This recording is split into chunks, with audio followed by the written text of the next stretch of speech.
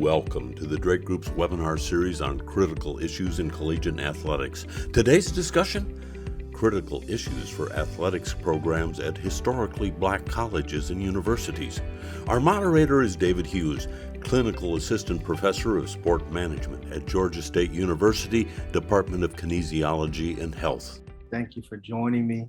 I have an esteemed panel of colleagues and some friends. So what I'll do is I'll start with you, Monique. Just introduce yourself to the people, name, title, and give everybody a short synopsis. It has to be short just for time's sake, of what you've accomplished in athletics. You have to take yourself off mute. Keep myself. Now, okay, I'm going to try to give you the real short version, right? I am Monique A.J. Smith. I am a leadership strategist for athletic departments, sport organizations, and individuals who wish to advance athletic administration. My history is 30-year athletic veteran. I began as a sports information director at St. Paul's College. At 28 years old, I became an athletic director. Now I'm 54. So I got a couple of years in there to try to help folks. And I was a associate commissioner for the CIAA for 13 years.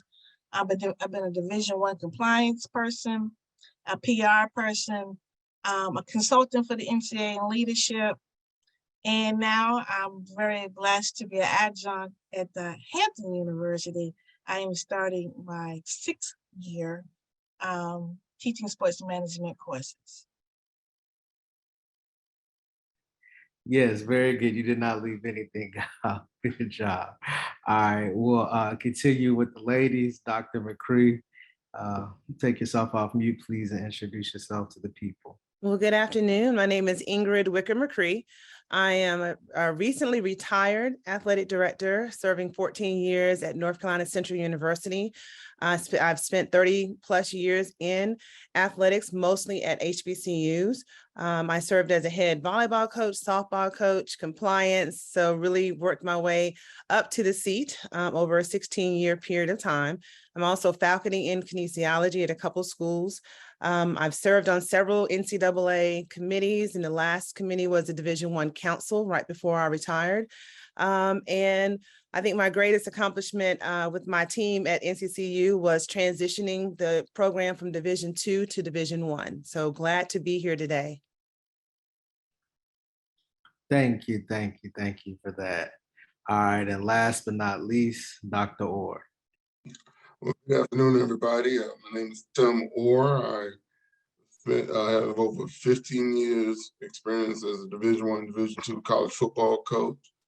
I've served in an administrative role as a compliance officer and athletic director at Division II institutions, Elizabeth City and Livingstone College, respectively. And for the past 13 years, I've gotten into the academic side of things, and I currently serve as an assistant professor and coordinator for the sports administration graduate program at Hampton University, where I had the pleasure of working with my dear friend Monique Smith. We've been there together, and also starting off with Dr. Hughes. And it was a great opportunity to work with him there. So I'm excited to be here and look forward to it. Thank you. Now, Ingrid, you have a few more accomplishments you didn't list, so you're just being humble. But we'll I'll probably circle back around into those during the panel. So first question, I get this a lot, oftentimes from students, supporters, Moneyball games. So some people feel that it is a way to measure competition, the students at HBCUs. So for those of you who don't know, a Moneyball game essentially is where students from a lower level Division I will go and play students at the higher level Division I, and they will receive a big payout. So if Tennessee State plays Vanderbilt, so forth and so on. So the criticism is the players get hurt, and the money is essentially blood money or not necessarily worth it. You know, you got that money and you're able to pay your budget for the rest of the year, but you hurt your players' morale, the confidence, and you put the HBCUs in a negative spotlight. But on the reverse, you're able to continue doing athletics, sports, and you're having that gap funding. And then also the critique is, well, the people complaining are not writing checks. So then we have to go and play the Moneyball games. Ironically, everybody on here has been an athletic director and a coach. So y'all seen it from the administrative, player, and coach side. So we'll start with Tim. Tim, where do you stand on Moneyball games? Is this something that we need to continue? Is something we need to phase out, or is it something we need to stop immediately? Well, I think the critical thing is, David, that you have to look at the mission of the institution and how they put the value they have on intercollegiate athletics. Because if it's an institution where they think athletics should be used as a revenue generator and an opportunity to enhance the national notoriety and enhance the brand of the institution, then maybe those games are necessary. Whereas if you're looking at it in the value and the way the administration values athletics as more of an extension of an educational opportunity and maybe more of just giving the kids who maybe not have had an opportunity otherwise, giving them a chance to continue their athletic career, then you need to take that into consideration as well. But I think it's important that because until we at HBCUs can help generate the funds we need, we're going to need some type of help, and we're going to have to continue to do it. I know they're going into it with that in mind, but until we can be self-sufficient and try to get to that point, which is difficult. And it's not only HBCUs doing it, but a lot of low-level Division I institutions are playing those type of games because they realize the benefits and how to support, because it's going to take money to run an athletic program and try to improve what you're trying to do. So I do see the benefits of it. You just have to be careful. I have an example, a buddy of mine who used to coach at an institution, ended up playing 2 games back to back. And then the scores were so lopsided. I'm talking about like 80-0, and it was unfortunate. But they was able to supply the funds for the institution and for the athletic department to pay for some of the non-revenue sports, help give them an opportunity to enhance their program. So you can always see the benefits from it. Okay, very good. This question, I'll ask the same question to the former Under Armour FCS Athletic Director of the Year.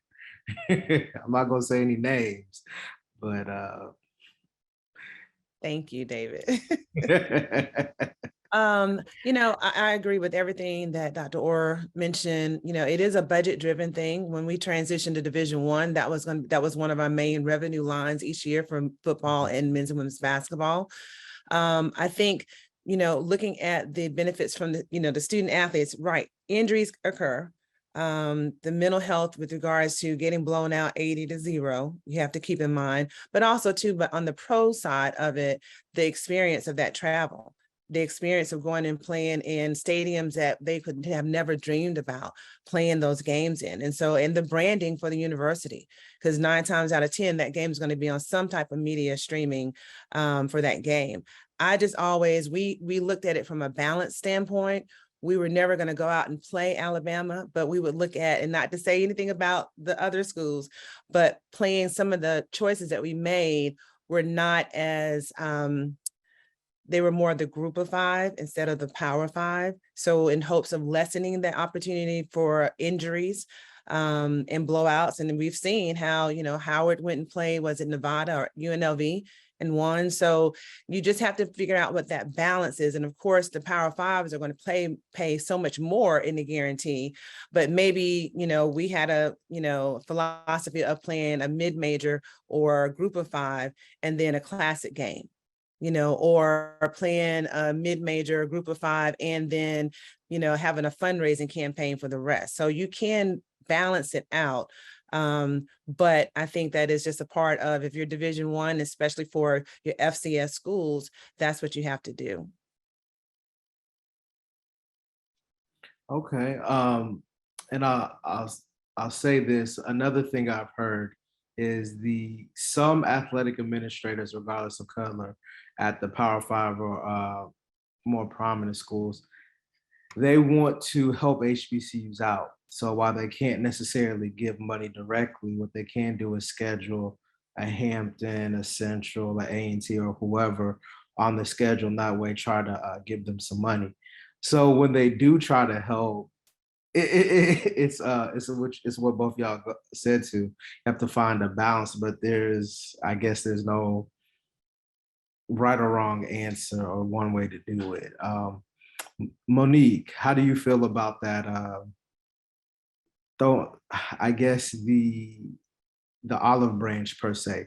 Do you think the olive branch helps or does it hurt? So, sometimes people can help you, but they're helping you for their own interest, not necessarily their self. Well, I pose this question to my sports management students, and many of them are athletes, student athletes for the college. And they all say they want to play the best, and to them, education is education. So if we're about education, we're not going to not take an opportunity that can elevate their exposure and their opportunity. And that's how, these are top athletes who will say that, All-American. And it's the same as when we talk about SATs. There's always that part of when we raise the bar, are we hurting or are we helping? So with them, they see it as the same thing. I want to play the best so I can be better. And they like it because it's the beginning of the season. And when they go into conference play, they feel like they have already been ready. Secondly, marketing. I don't know, historically, this is what Grambling did. Grambling never played any home games. Everything was on the road. Yeah. And that's how Grambling became the name that they are. So if you look at historically at how it worked and you look at the people that you say you want to serve, which is your student athletes, I think it's a plus. Okay. This is a question from the audience, essentially asking about the athletic model. So the question is, if you look at most HBCUs athletic models, why isn't an established staff committed to fundraising? So number two, second part of the question, especially post-pandemic, should HBCUs models be evolving away from institutional advancement? So essentially, I believe the question is there some type of institutional advancement or fundraising apparatus or arm specifically for the athletics and not the school? Are they intertwined? Or are they intertwined? Or are they separate? And then what could be a new model to raise money post-pandemic for athletics? Well, I would say when we transitioned, that was one of the first positions that we created, which was a full-time fundraiser or development officer for athletics. There was a dotted line to institutional advancement. And it's so ironic, the first person that we hired is now the current athletic director, Dr. Lewis Skip Perkins at NCU. So it was very important. And when we did the business plan, that was incorporated into our staffing. And so hiring a full-time staff member over the years, we maintained that position, but it just depends on the institution. Some that person is in institutional advancement with a dotted line to the athletic director and vice versa. So it really depends on institutional advancement and how they're set up. All of their development officers for the different schools and divisions under institutional advancement with dotted lines to those chairs and deans, or do they have their own? Personally, I think that you have to work hand in hand with institutional advancement. Also too, those positions are not, cheap. They cost money, and the salaries, you have to be so competitive because of the private sector with development officers. And so that is a unique way to have save money in your budget if that person is underneath the umbrella of institutional advancement, like the other development officers, but still maintain that close relationship with the athletics director with regards to their strategic plan in raising money.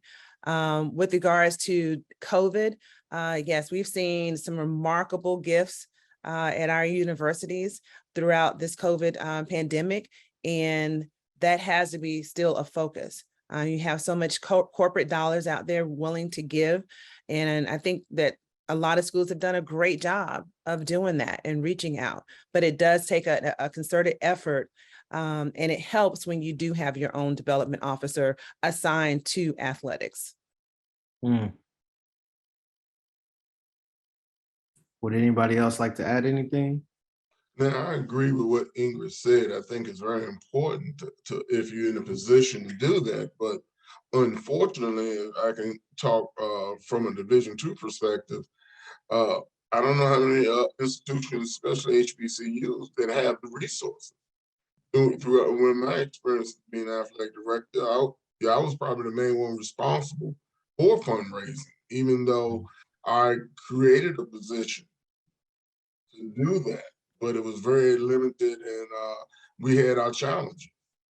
But it's something that's definitely needed, and I think institutions have tried, but like again, the resources have kind of made it hindered the, I guess, as far as the availability of and how it's going to enhance the program. It's the lack of resources that's been a challenge that we had to overcome. I know it's something that's needed. Because I even tried to be creative and tried to create it as almost a salary slash mission type position to see if that would be an incentive for the person. The more money you raise, the more money you get, because we knew we couldn't compete with the other fundraisers, institutional fundraisers, institutional advancement. So I tried to be creative. There's ways, you just have to be strategic about it. And speaking about being competitive, I'm just gonna be really honest with you. From a university, the university is competing for the dollars, and athletic department is competing for the dollars. And unless the head says you have to work together, you're not going to be able to really work out a sustainable stream of income, because one wants to say, no, I want to go get this, but they really want athletics and they block. So even with my clients, I say, new ADs, I'm like, look, you're going to have to get a good relationship and pick and choose, and which one you can touch and which one you can't touch, because you don't want to have a in-house battle going on, because the money wants to go to the front porch. But the house says, I'm the big house, I need the money. Front porch, you're going to have to wait. But, common sense is going like, you want to go where the people want to get the money to. So the house got to have a good communication.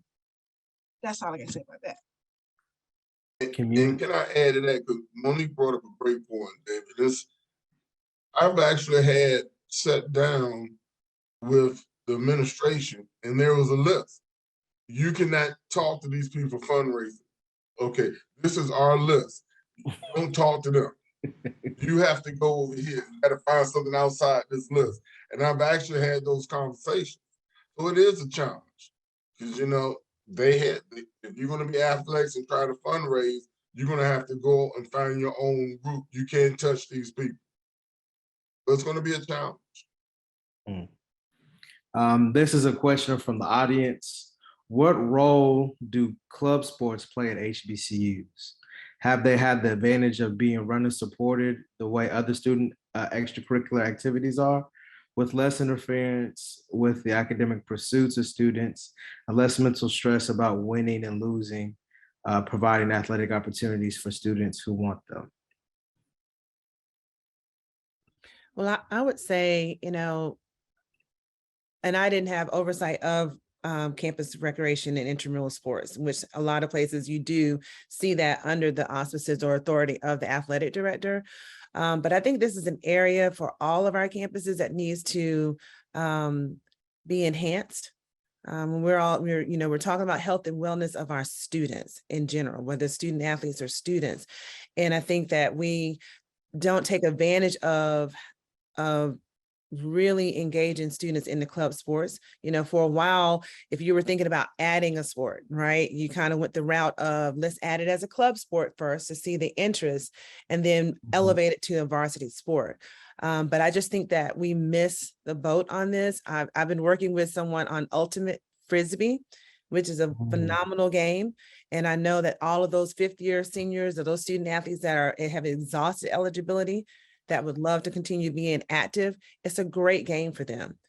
So how do we be creative on our campuses to offer more than just flag football, right? Basketball. And we are building these facilities, these recreation facilities, but yet they're not being used because our campus rec programs need to be recognized more. So I know in the past that is how some schools have utilized club sports, to start sports, elevate them to the varsity level. But I just think personally, we need to do so much better in our HBCUs and offering our students, leisure opportunities for, lifetime wellness, health and wellness. Well, my experience is indirectly. The young man who excuse me, started lacrosse at Hampton University. He was an intern with the CIAA. And he passed. And it grew as a club. I'll be honest, because of his death. And right before I came on campus, they elevated that to full blown. But they had outside assistance from Lacrosse, New York. That's what it's going to take. When you do that club, it's got to be the family of that feeding and educating the institution. And you see how Hampton Lacrosse is now. So that's what I have. That's my thought on the club piece.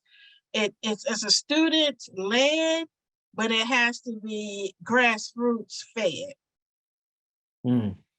Well, that leads to another question about can these sports, and this is a question from the audience, can these sports be more grant funded, or is there a way for them to be more grant funded or centered, or ask about boards of institutions to drive the campaigns, especially with the need for more mental health and D&E becoming more prevalent for student athletes? So essentially, with student, we're having, it seems like an uptick in student athletes with mental health issues who've been taking their own lives. Regardless of HBCU, non-HBCU, we've seen cheerleaders, softball players. We had a former Texans president and former Dynamo president, Jamie, somebody who I know, who just committed suicide earlier this week. So even for the administrators, do you think grants with mental health or other grants is another way to strengthen the club sports and then eventually move, or does it just need to be a philanthropic base from the families or from different individuals? I think what I said previously is the answer to that. It can't just families. It's got to be the grassroots of those organizations, because that's what's going to tell the administration this is a viable sport to do. About the mental health piece, there are many, many people who have their shingle out that you can do contract work. And I think, when you can't hire a mental health professional full time, that's the way to go. And there's so many grants. I know and this is where your collaboration with your campus partners is so important. I spent a long time of my 14 years developing those relationships on campus because the resources were there. And so if we didn't have enough in our budget, well, who's doing something on campus with mental health, with suicide? And so our campus health center received a grant for suicide prevention. And we just, you need to make sure that you're in that space and knowing what's going on so that you can say, hey, I would love for our student athletes to, be a pilot, take part in that. I know Lincoln University in Missouri just received a huge grant from the state, I believe, for mental health and wellness for their students on that campus. And so there are grants available, but you have to be very creative. You have to think outside the box. You have to be intentional, right, in trying to find those types of grants. And it may be that you have to partner with student health or your health education department because, there's certain particulars in grants that you have to meet.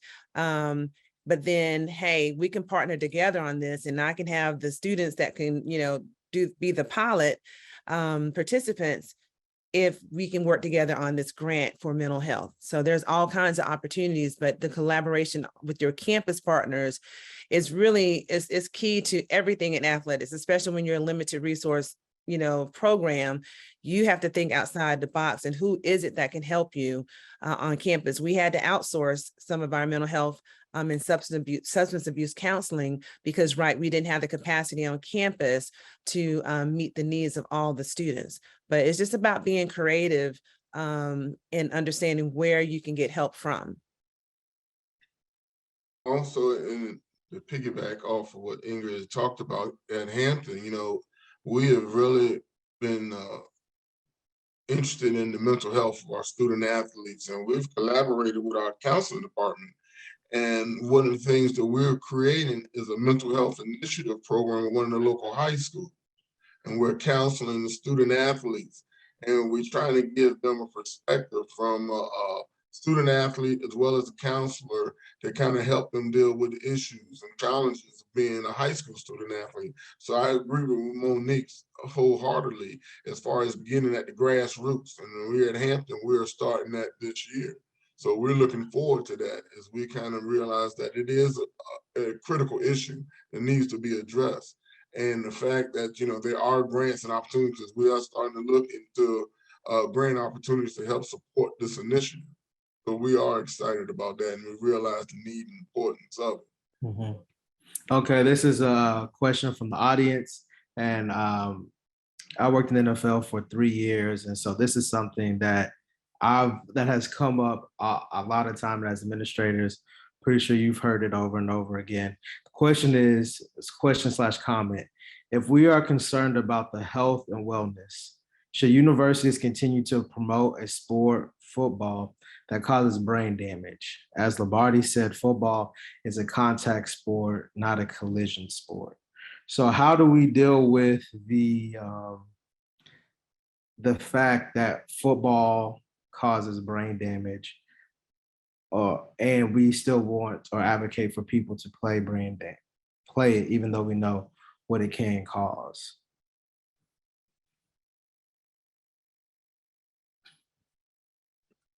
Okay, well, yeah. Tim, you want to take this? Well, we'll start with first the of all- former Division I football team. How about that? All right.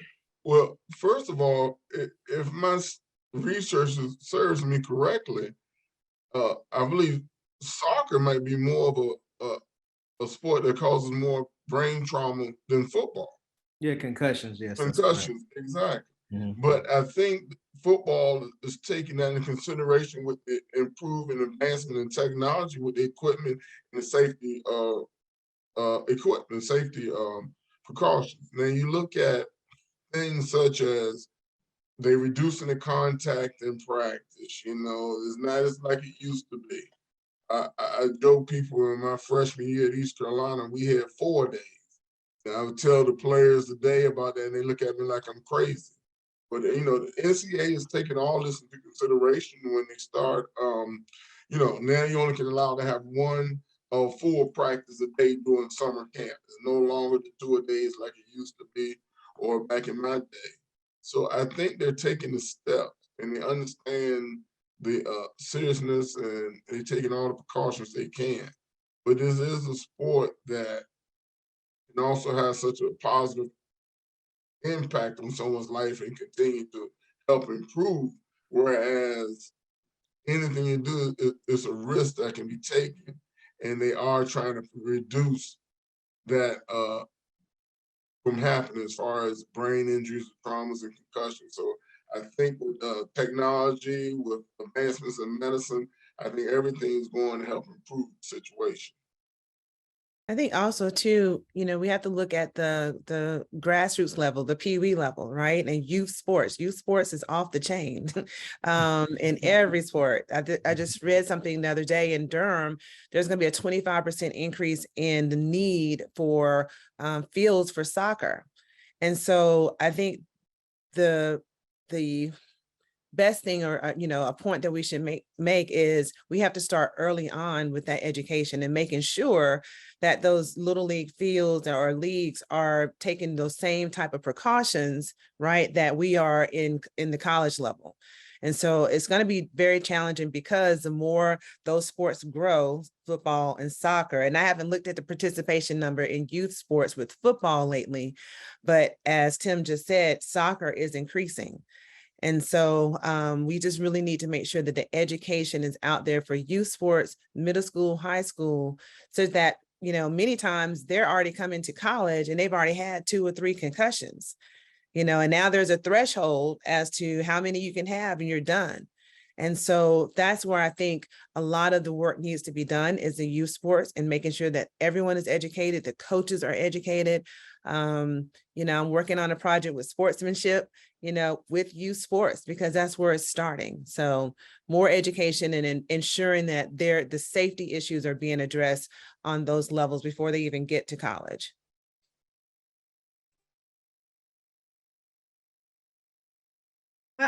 My 2 cents is, the NFL is not disappearing. And so you say grassroots, and we go to the end right here. And for some individuals, this is what their dream is. And so I don't know of any type of dangerous type of, we don't have boxing, but we don't see boxing being diminished from an Olympic sport. So the only thing we can do is to try to make every opportunity to make it safer. But families can also make decisions, and we like to educate families to make the decision what's best for their family. That's a very good point. Now let's talk about APR scores for a minute. Why do APR scores appropriately affect HBCUs, and what can be done about it? So for those of you who don't know, APR is essentially your academic progress report. So how the student athletes are doing in their courses, are they graduating? And it oftentimes seems that some HBCUs have low APR rates, and as a result, they always get penalized by the NCAA. So why does it always seem that way? And then what can be done to improve it? Is it the NCAA? Is it the institutions? Is it the students? I guess kind of walk us through that. And we can start with Tim. Well, I recently did some research on APR and HBCUs, and it's interesting that in Division I, I read that HBCUs make up 6.5% of all Division I institutions, but however, it was 72% of the ones who was punished for APR not having.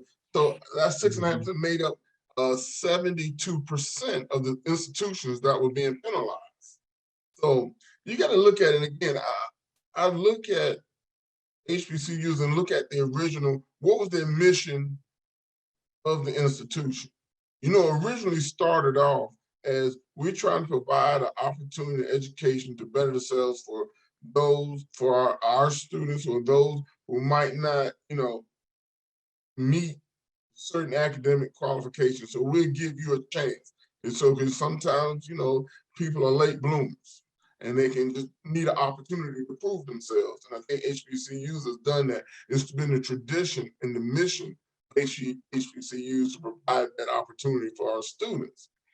Now, as we move forward and we going and talking about this is a way to try to help improve our graduation rates, a way of helping improving, making sure that we stand on track and taking the proper academic courses. But studies have shown, has it really made a difference? What is the purpose behind the APR? Has schools graduation rates improved since it's been in place? And Monique and Ingrid, you kind of answer that and have, you know, because that's the question I have. But I think it's interesting that if we're going to continue, just and Monique talked about this SAT early, if we're going to set the bar high, I think institutions just got to rise up and to meet that standard. I mean, it is what it is. If we're going to compete on this level and be successful, we know what we have to do. And I think institutions overall that we will do. It might take us a while because, you know, some of the students that we get, we might not get we don't always get the top of the line. So we have to work where we have and help grow and help them develop. But I think we will overall as institutions and HBCUs, I think we will meet the challenges. You know, I think about how many times, NCCU, we had 2 data reviews in a matter of maybe 5 or 6 years. I know several other HBCUs have had 3 in a matter of 10 years. And then our peers may have had just 1. So when you have those data reviews, you're always going to find issues. I just can't believe that there would be any, even Duke University, UCLA, there's always an issue if they have a data review. So that's number one, is we're very disproportionately on the schedule for data reviews. Now, some of it is right because they come in, they found issues. So there's coming back to make sure we've cleaned up those issues. But if you're going to come back in less than 3 years, you haven't given that university time to implement all of the corrective actions. I think that the availability of academic and tracking systems is very important, like DegreeWorks. And some schools may have it, some schools may not. I think stability and leadership matters. So when you're changing out, whether it's chancellors, provosts, any of those who are directly responsible for monitoring academic progress, and a lot of our folks are, you know, they go to other schools where they can make more money. So then that disrupts the continuity of the things that you're putting in place. And getting all internal parties on the same page. We had 22 violations and we had to give up 2 championships, but a peer of ours didn't have to and had more violations. So it's not just the APR aspect of it, it is the data review aspect of it and knowing exactly what they want. I can tell you firsthand, we had 2 data reviews and they asked us to show our documentation in 2 different formats. So there's, you know, that whole process needs to be cleaned up and they are working on it. You know, you have the grant program, which we got a grant for $694,000 to implement a summer bridge program so that we can, you know, help them on the front side. But I think that you have to have everyone on the same page. All the advisors need to understand NCAA progress towards degree, because if they don't, then that student may be misadvised and now ineligible, and that's your E point. So your faculty athletic rep, your athletic director, your provost have to be on the same page with regards to how are we going to get this right. I can say that at NCCU, we went from probably a 940 to when I left, it was 984 and they were looking for 1 more point. So it might've been 985, but it took a lot of effort. It took the chancellor saying DegreeWorks, and the university had DegreeWorks for like probably 4 years, but it was not fully implemented because you had departments, some departments had it loaded, some did not. And, you know, and I always say athletics is always the scapegoat, right? We had to get those 22 violations and, you know, mess up our name and our brand for 22 violations because we didn't have the systems in place and working properly on campus. And so I think if you look at those schools that have had violations in the past and where they are now, they're not being repeated for, to a certain degree. Is because either they said, okay, we have to have the correct tracking systems like DegreeWorks or whatever. We have to have a certification eligibility specialist, and so you have to do the things that they're, that they're asking you to do in order to get back on that right track. I can say at NCCU that it was working. The graduation rates were higher, the APR rates were higher, and that they did receive part of the academic bonus funds that are out there now.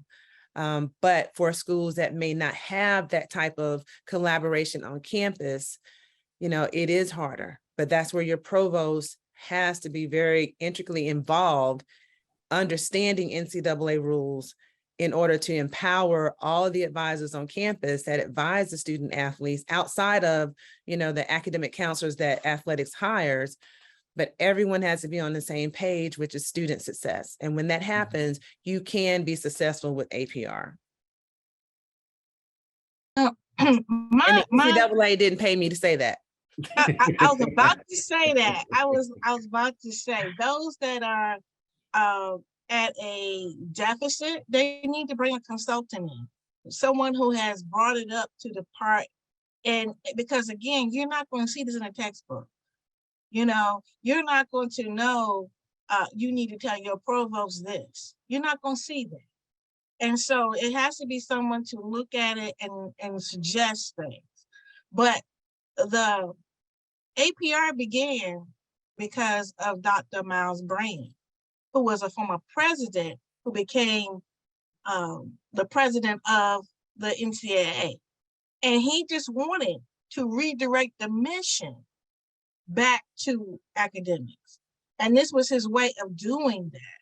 Because it wasn't a university's idea. It was the NCAA saying, okay, the branding of us saying we just want championships. He got an opportunity to take what he believed in and guide it through there. Now, after that, when you have committees, it kind of loses its piece there. Now, I will say this, when you take money from someone, you're going to be asked to look at how you were spending it. And I think that is a piece that, I go back to NYSP. You get money from NYSP, you got to show them how you use the money in NYSP. Mm-hmm. So that is the part I'll go back to university. If you say you want this, you better, and you say you're going to hire individuals, and they say that it is a money piece, I'll give you this amount, I will lessen and lessen, and you match it, and you don't do that, then that's where it doesn't meet here. That's why I see a problem. And just can't be excited about taking money and not be responsible for what you say you want to do.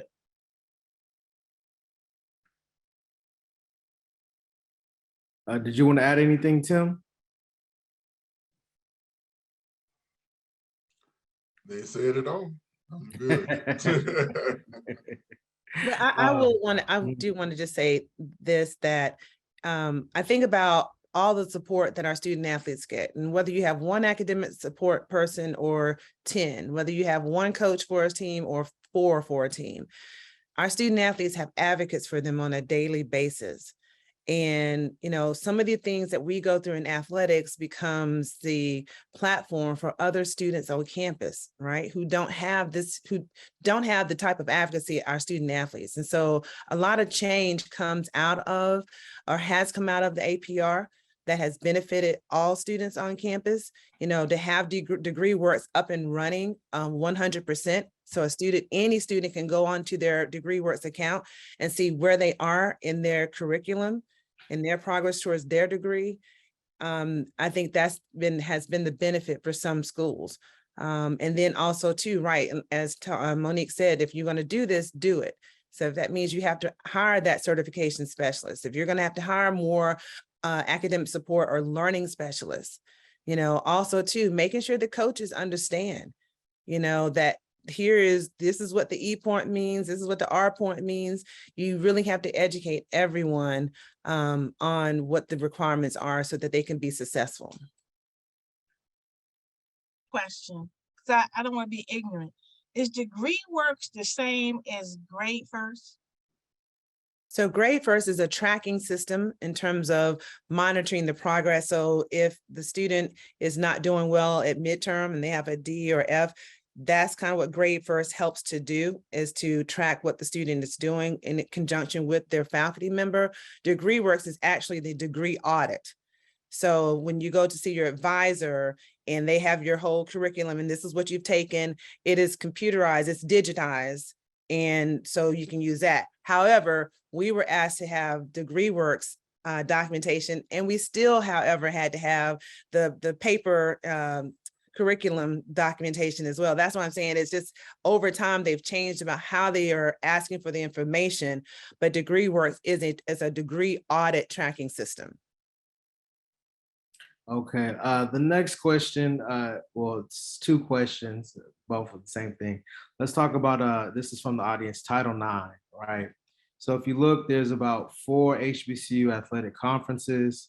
So 50% of leadership at the conference level are women. We have 2 former athletic directors, another person who was a high-level administrator at the conference level. Are HBCUs in compliance with Title IX, or are they not in compliance? Because you could look at the data and you could say, I'm not so sure. But if you go to websites, you go to you go to a game, you see there's a lot of women in leadership roles. So, but you know, it's not always about leadership roles. However, what's the disconnect between the information that's publicly available and then what we actually see? So do HBCUs need more help in Title IX, or are they just really progressive, seeing as they've had multiple administrators for years as women, or are they just not that progressive and the data is correct? What Title IX has basically several components. So it depends on what you're speaking of, number one. And number two, a conference office and an institution are different because the money and decision-making of who's hired is different. But a conference office can educate, you know, where you stand, just like anything else. This is the standard, how the conference is, this is where you are, this is where they are, you know, and they'll give an enlightenment that there needs to maybe hire more coaches. So back when I was in the conference office, I did do a report of the number of women coaches, because I saw in volleyball, I had like only 1 or 2 women. You know, when I began, I was there for 13 years. I had very few women coaching the basketball. So I would say, this is where you are. I would show the problem. And then I always had a folder of resumes. Okay. So, and I will say one of the things that was real simple, I said, you got track and field. And all of you all have it together. If you split that up and you had a woman over the women and the men, that would help your situation beautifully. And then as a consultant, I began to teach how to do EADA to show the true picture of what you're doing. So if you have a coach that is coaching both men and women, you need to split that salary up on the form, or the business office needs to put it 2 line items. When they travel, it needs to be 2 line items, you know, so you can show your true picture of what you're really doing. You know, you have a double header. You know, do you only put it on the men's side in the business office? And then when it's time to do report, you don't have information for the women. So again, that's the financial piece. Now, how you treat the laundry list, that's a different case. And all you got to do is ask the kids. So it's not about what you see. It's about what's being done. I think, and I agree 100%. I think you have to have a plan. You know, you have to have a Title IX or gender equity plan. that guides you. And from that plan, you have either, you've had focus groups, you've had maybe in some cases, someone from the outside coming in, a consultant, to look at your equity amongst your sports and look at the laundry list. Some of those things on the laundry list are not as hard to satisfy, right? Like your travel. You can make sure that if men's basketball is on a bus, a sleeper bus, that your women can do the same. The marketing, you can make sure that media relations, strategic communications. I know COSIDA just got a new name or something, but you can make sure and mandate that the director is providing equal coverage, equal branding of your sports. I think it becomes very challenging when it is an issue with facilities, right? So if not everyone has a locker room, but you don't have any space to create a locker room, well, now you have to have a plan of how you're going to address that, which means now you're going to have to find some money to renovate or build. And that is very challenging for a lot of HBCUs. I think that you have to have the support and commitment from the leadership. And I know I go back to leadership all the time. It is so important. I worked for 4 different chancellors in 14 years. That's very challenging to have some consistency about what we want to do, right? We had a strategic plan, but mid-plan, we changed leadership. So now that leader comes in with their own priorities, and athletics may not be that priority. Title IX should always be a priority. But again, it could come down to you don't have the facilities so that you can offer women's golf, women's tennis, a locker room of their own, as that, other sports may have. And I think that, the scholarship issue, if you have football, it is going to be very challenging to come within that, 1%, right, of the budget. So now you're looking at saying, okay, in our gender equity plan, we're asking for all the women's sports to increase their numbers, right? So that I'm very big on plans and strategic planning, so that you have a roadmap as to where you want to be. And it also shares to everyone in the public that you are serious about it. And I know some people will do plans and they'll go sit on a shelf, but the start is you have to start from somewhere. You have to understand what you have, and then where do you want to be with regards to gender equity in Title IX. I agree with both with Monique and Ingrid. I think even though there's made strides, but there's so much more can be done. I mean, it's not even close. But the thing I believe is that it's important that the administration is committed to Title IX, and because you can't do nothing about the support of the administration, and they got to realize that how you can do it, strategic matters in which you can improve and work your numbers. I mean, I know again you have to be committed to the resources and finding ways to have resources so you can provide equal transportation, equal facility. Because I think the locker room issues, I've been in several institutions where that was a major issue that needed to be addressed. So it's a challenge, but I think it comes from the top. They have to value the importance of having equity in athletics. And if you got an administration that can support that, I think that's the start.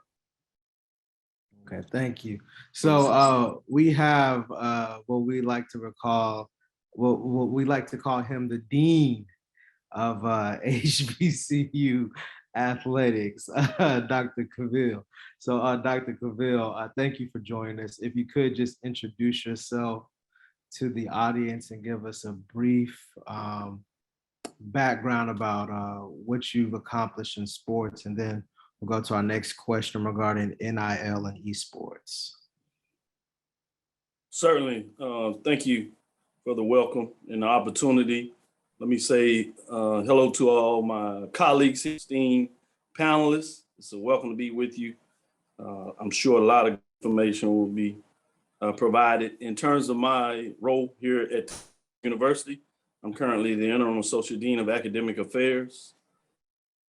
For the college education, I'm in the Department of Health and Kinesiology and Sports Studies as a professor in that area.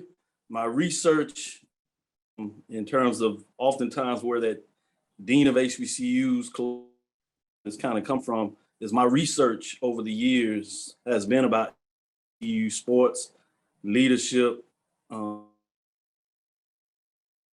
and from a social historical standpoint. So I'm really excited about that in terms of what that looks like. Last thing I'll add, develop the sport management program here.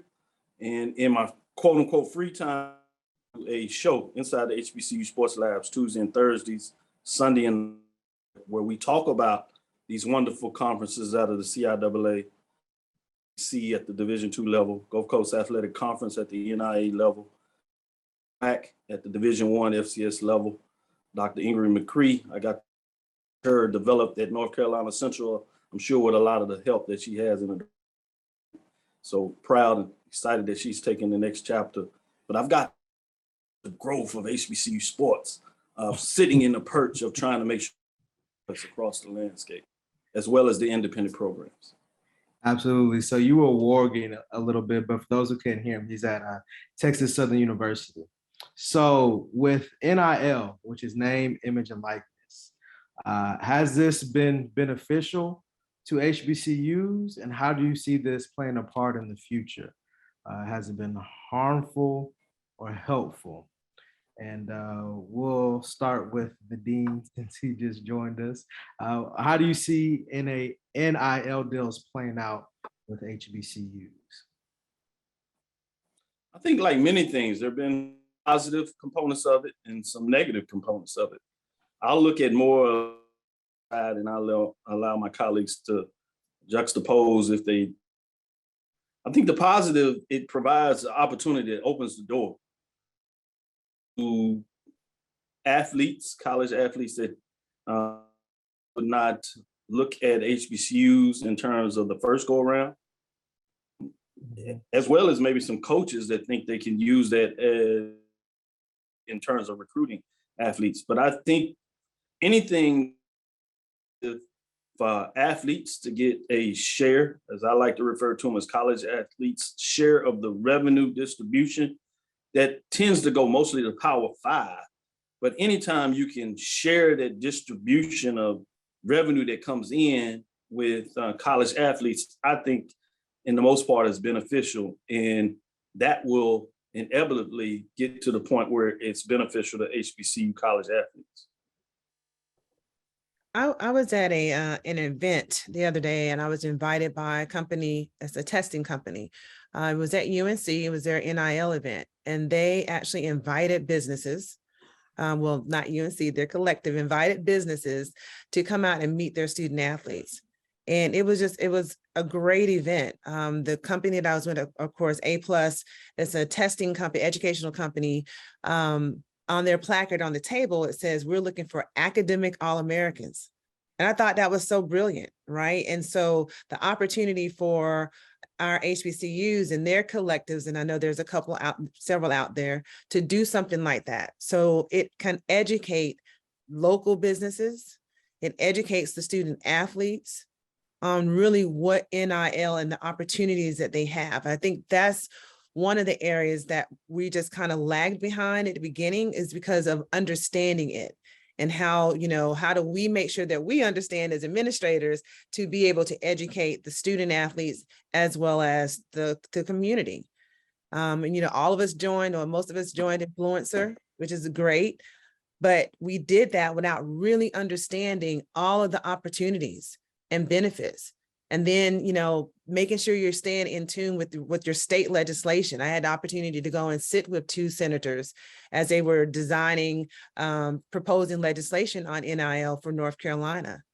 And so you really have to be educated and understanding. And it was so interesting too, a soccer player, I think, contacted the company I was with, and they were like, well, what can we do? How can you be creative? Well, maybe there is a infomercial that the student athlete does promoting why it's good to have an opportunity for someone to help you with your test taking. And it's not just SAT and ACT, it's GREs, MCATs, and things like that. So the opportunity to be so creative in engaging with the student athletes in business is amazing. But we just have to make sure everyone understands what it is, What are the, what are the limitations? It is changing because of the NCAA's changing legislation. All the states are different. But in the meantime, our student athletes at our HBCUs should be taking more advantage of the opportunities, especially in their local community with businesses. Well, my Now, take go ahead, Monique. is the entrepreneurial part. That's where I see it really taking off. Because when I ask my students, beginning of class, what do you want to do? And I'll say, make money. I said, but guess what? You can do that now. If I'm a student, you can go home and have a clinic now and not be concerned about having a violation. And so for a person who had to learn how to become an educator to entrepreneur, I just believe athletic departments need to let that be one of their life skills programming to teach them how to become an entrepreneur, whether they want to or not, because that is, we're in education. If we don't educate them about this, what are we doing? Because it's best to try out education piece while you don't have a mortgage, and these kids will have a t-shirt and they'll put like a little cartoon up there. Now they can have their own face and control their own destiny. And that's what I'm really excited about when it comes to NIL. Okay. Now, for me, with the NIL, it's a double-edged sword. And why I say that is because for me, I've always been an advocate for student athletes getting paid in some form or fashion. So I appreciate them having the opportunity to be creative, like Monique said, and try to find ways and then they can generate funds for themselves. But the negative aspect of it is that, first of all, as you're looking at HBCUs compared to the Power Five, the money that most of our students are getting is not significant. It's a very small amount, first of all.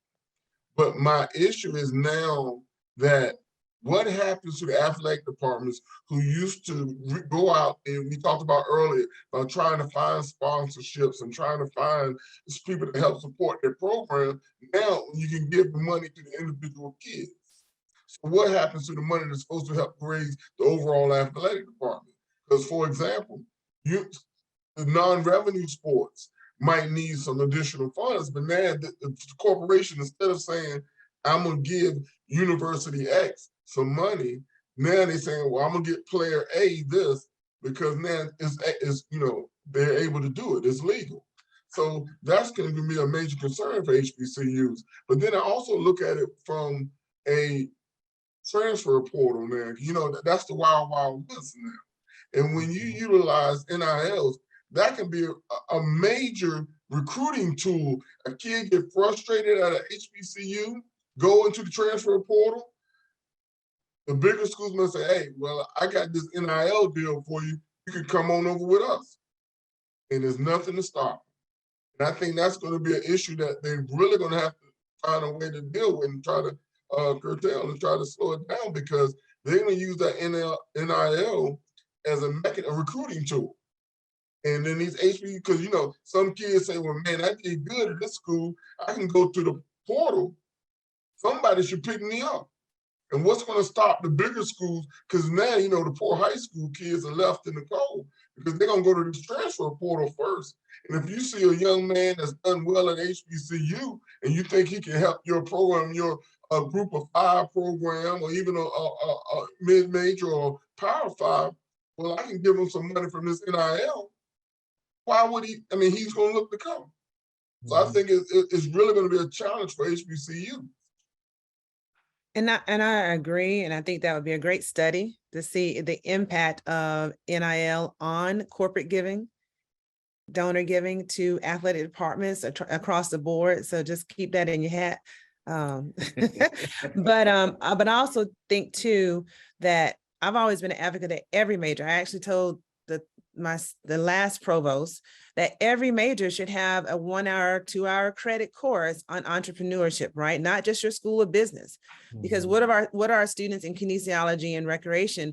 How are they learning about all the amazing things that they can do under a leisure umbrella, how to make money? What about our teachers? And we're always talking about our teachers are underpaid. Well, maybe we're teaching them in a 2-hour credit how to be entrepreneurial and start their own tutoring service. So now they're teaching full time, but they also have another gig on the side. So I'm just a proponent of how can the university also learn from this for every major. And then the last thing is with the transfer portal, and you're absolutely correct. The problem is, again, it goes back to education. And now the NCAA does have data. And I remember that was my last meeting on council, but only 47% of the students that entered the transfer portal actually land somewhere. So it's almost like, you know, you have all these options, but we're really, the students just don't know everything. That's why education on all of this is very important. Thank you. I promise I did not write this. Dr. you wanna Hughes, say I'd like something to else? chime in on that before we go to maybe additional question. And I told you it was going to be some positive negatives, but the only thing I would say about that is that recruiting players from other colleges, HBCUs has been going on far before the NIL. So that is not like a new thing. And the second part of that is the NIL in itself is not supposed to be done as an inducement. So if you got folks that are going to cheat and do illegal things, you can't put enough rules around to stop folks from cheating.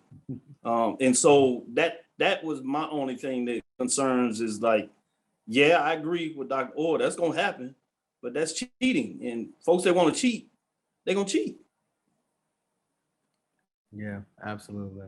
Now, I promise I did not write this question. It's from the audience. Should esports be the next big thing at HBCU? Yeah, right.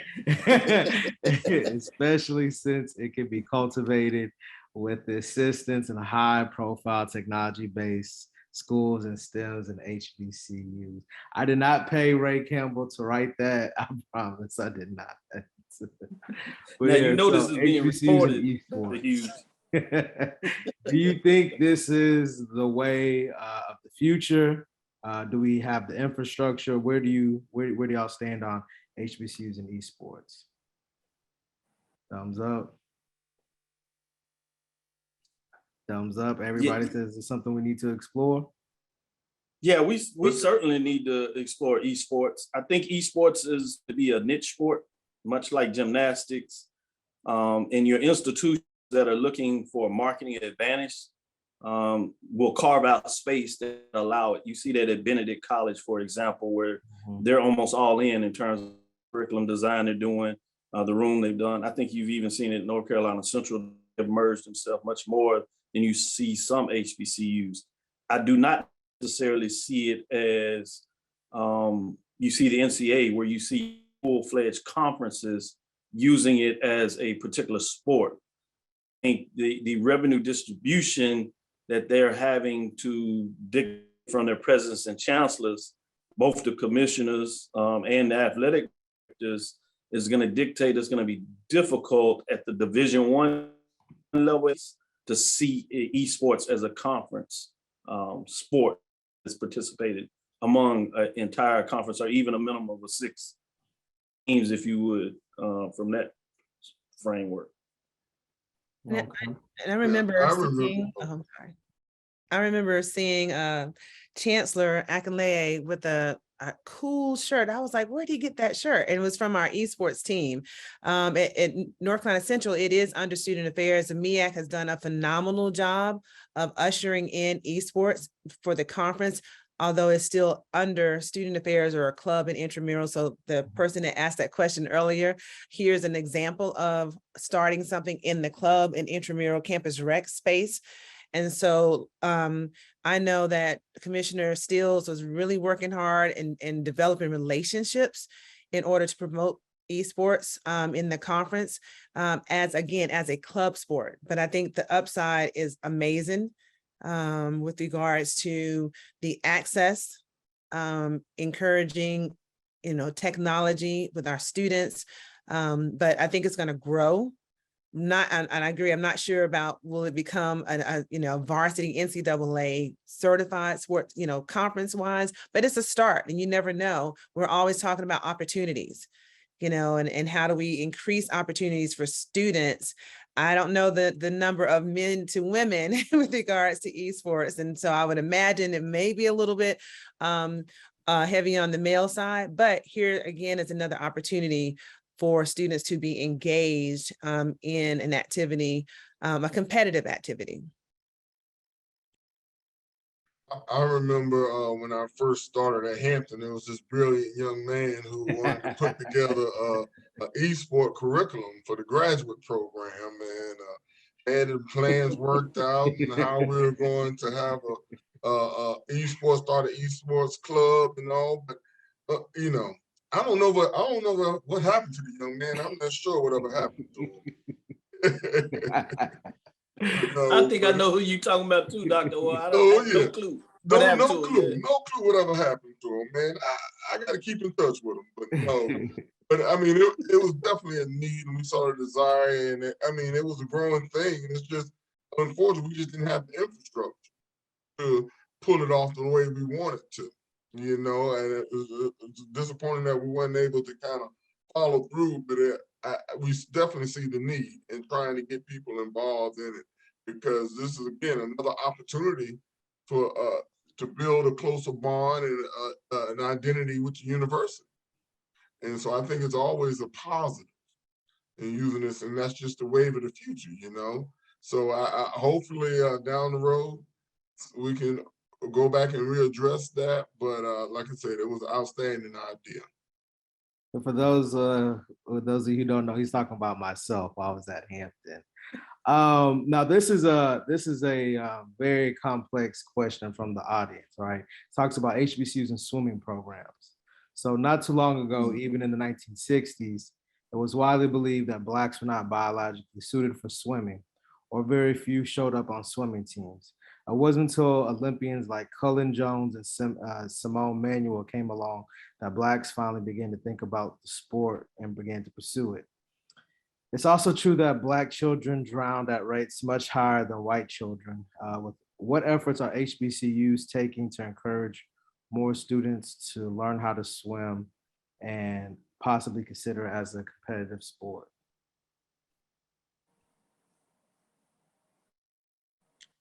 Well, I remember That when I is, got to NCCU, it was one of the requirements for every student to take a swimming course.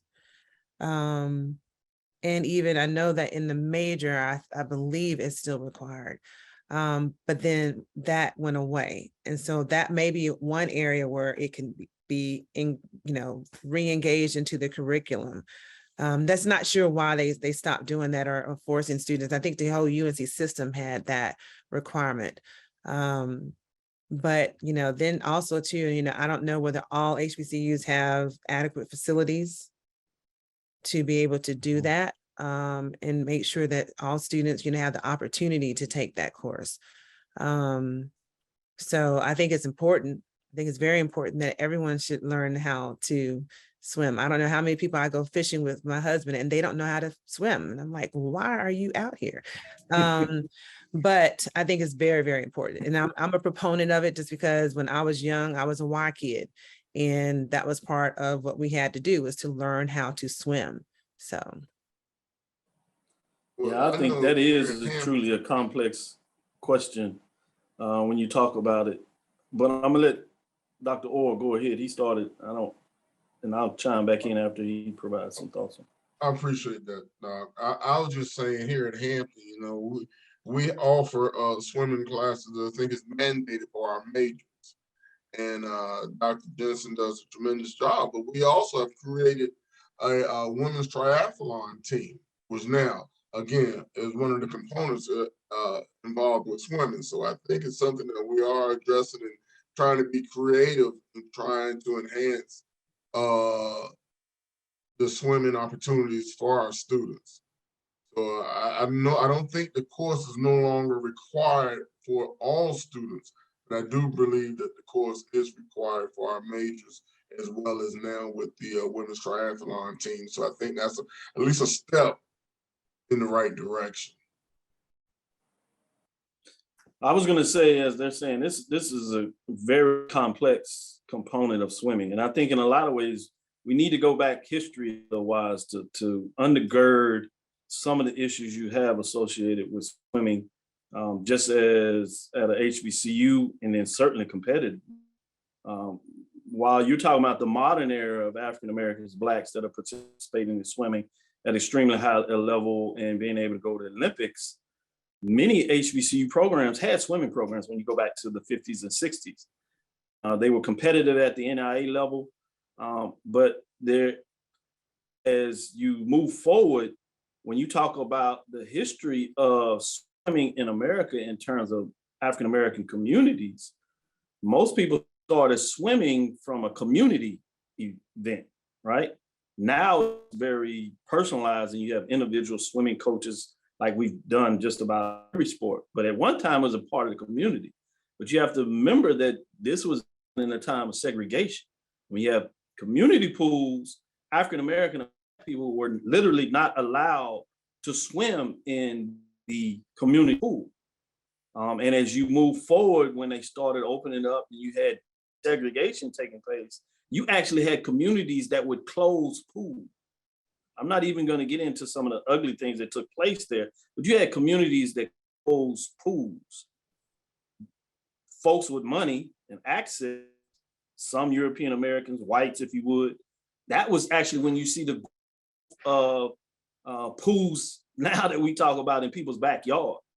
They actually would buy their own pools or create these elite swim team programs so they could segregate the place. So you're going to increase this, that means to me, you're going to have to change the cultural lens, which means you have to invest in African-American communities, which makes a pipeline such that high schools, if you would, particular high schools would have the ability to take advantage of that. And then you have a fee pattern for HBCUs. So if you're really going to deal with this issue, have to have those that control this area of space, that it's important for them to see the diversity in that space. So this can be something that is just pushed by HBCUs. Know there's already an issue of limited resources. And so we gotta have a bigger picture of how we're going to deeply challenge the public and the leadership, if you would, across the board on why this is important, which goes back to the secondary of your question that was asked and why it's so important to make sure that how educate and start teaching young African Americans community how to swim so you can reduce the incidence of individuals drowning in those areas. So I think this is a larger framework than it is just HBCUs doing the dearth of the work of taking care of swimming, because the last three, FAMU, A&T, and Howard, two of those ceased to exist. So you literally only have one institution, Howard University Women's, that has a NCAA varsity program. Dr. McCree talked about earlier is Howard University. That lets you know how things down when you talk about the cost of trying to provide a swimming program at that. Just got one thing about that from a marketing standpoint. I just remember trying to push more Black girls to play volleyball, and I had to show them Black girls playing volleyball. Mm-hmm. Same thing with FIS. You know, now we're going to see more HBCUs embrace gymnastics. That's one of the things we're real fearful from. You know, we even said at one time we didn't want tumbling at competitions because we were so fearful of injuries. Go back to like the fearful in football. And so I would say, you know, if we market that and put people of color, you know, there, then you will have more club groups, as you say, communities beginning to do that, because that's what happened with gymnastics. We had so many Olympians, Black women Olympians, that it began to have more grassroots going. And now you have, I don't know what competition just happened, but number 1, 2, and 3 on that stand with 3 little Black girls. So we just, if you want to do that, you're going to have to do the work in a grassroots standpoint. Okay, this will probably be our last question. we're going to talk about the coaching aspect, right? So it's almost like a double-edged sword. You look at what happened in the women's NCAA tournament with Jackson State University. They played LSU. The coach goes on to do really, really, really well, right? They're very competitive. Then all of a sudden, Kim Mulkey is saying, she needs a raise. Jackson State doesn't do this. She's not going to be there long. You look at what Deion Sanders has done at Jackson State. Every time he's mentioned on ESPN or Fox Sports 1, everybody's always saying, well, he's not going to be there for long. Another Power 5 program is going to pick him up. You can look at the basketball coach at North Carolina Central. Everybody's always advocating for the coaches who do really well at HBCUs to leave and go to Power 5 schools or go to a PWI conference. Then you can look at the track coach that just left North Carolina A&T to go to a SEC school. So it's almost like a double-edged sword. So is it just what comes with the game and being a lower level FCS? Is it just a resource thing, or is it just what comes at winning? So you can win at whatever lower tier FCS and a bigger school is going to want to get you, or is it a problem that specifically HBCUs have to where you go when you do really well, now they want to take you from that campus. They don't want you to go from Jackson to Southern. They want you to go from Jackson to Ole Miss, or they want you to go from Hampton to Virginia Tech and outside of the HBCU atmosphere. So is that a problem something that we have, and then what can be done to make sure that we're able to keep our talented coaches?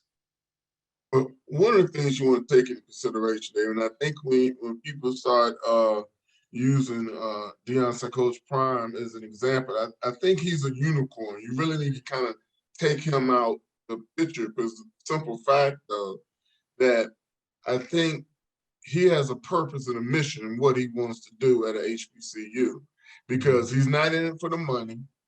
He's not in it for the prestige and the honor, because I mean, he's already, he's deemed as the best has ever done it when it comes to playing a defensive back.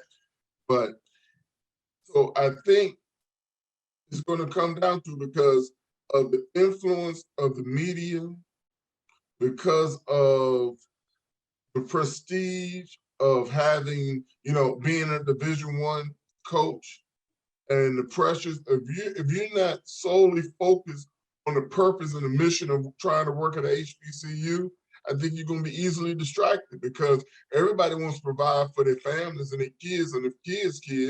And if you're somebody that's going to offer you money, you're going to take that chance.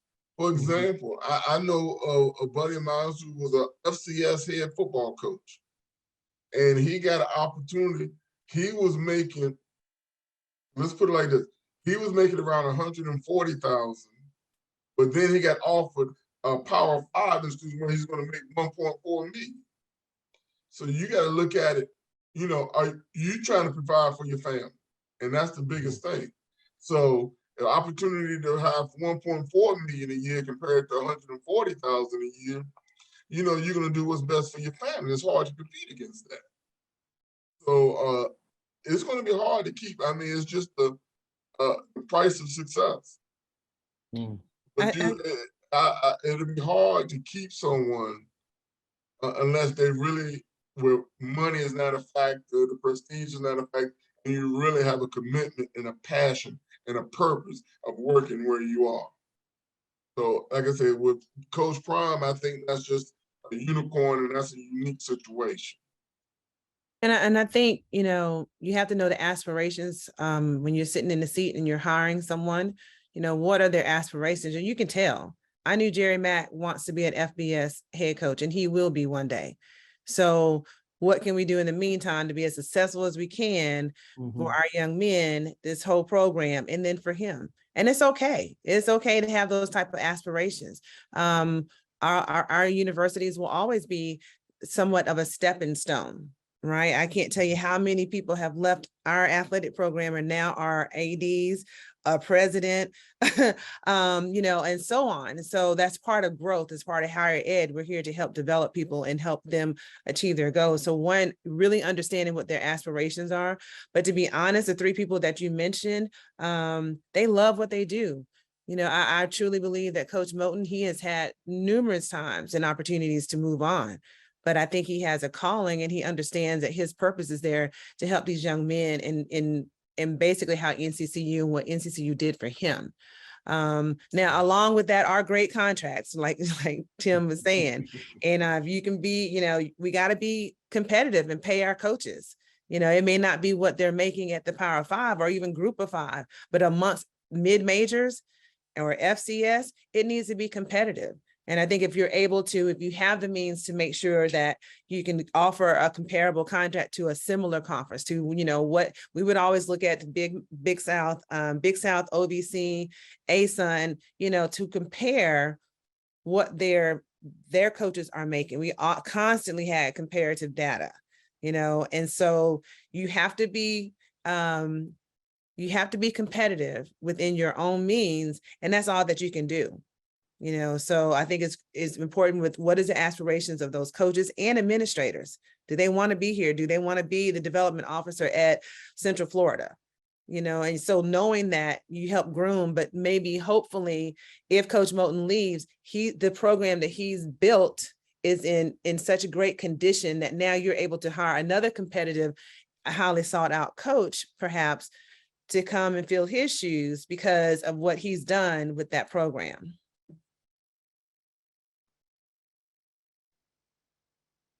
Thank you. Did anybody, Dr. Cavill, did you want to say something? Yeah, I'll jump in here. I hate to break it to everyone, but we live in a capitalistic society.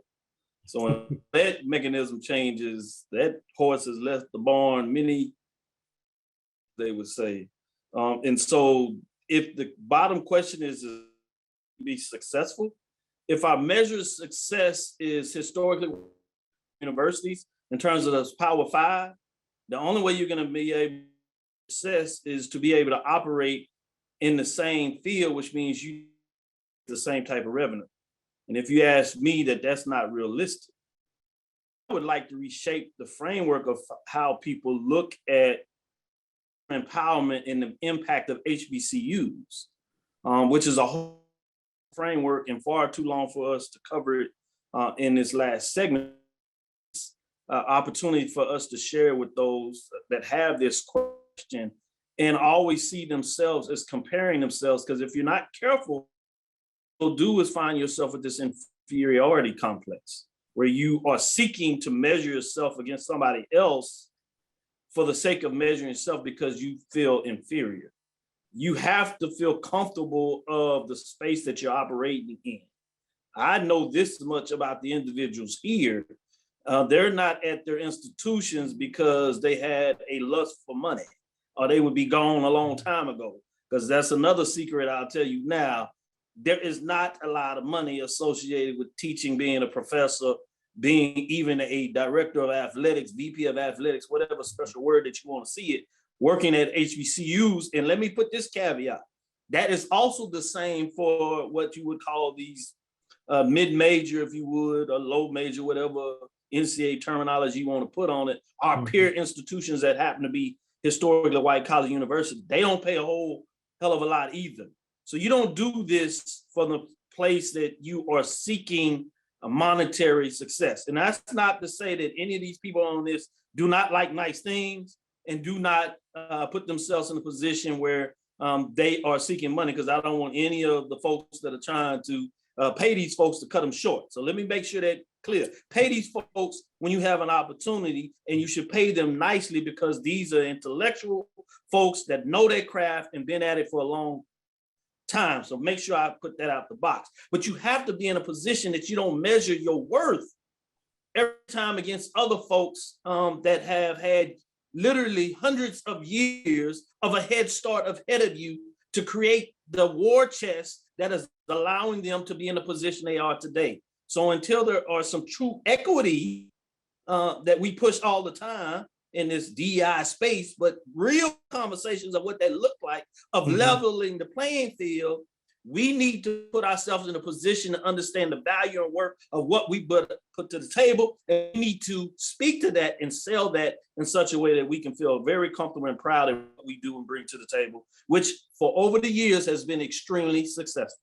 That's a great point, and we have to end it there. I'll just say this. I answered 28 questions from the audience, and we still have 6 left. So I think that goes into the great panel that we have, and then maybe we'll do a part 2 because we still couldn't get to everybody's questions.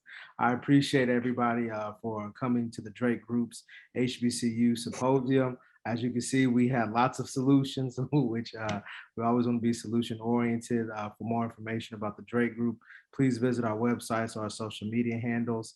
You can reach out to me personally if you would like to follow up with any of the panelists, and we thank you for coming.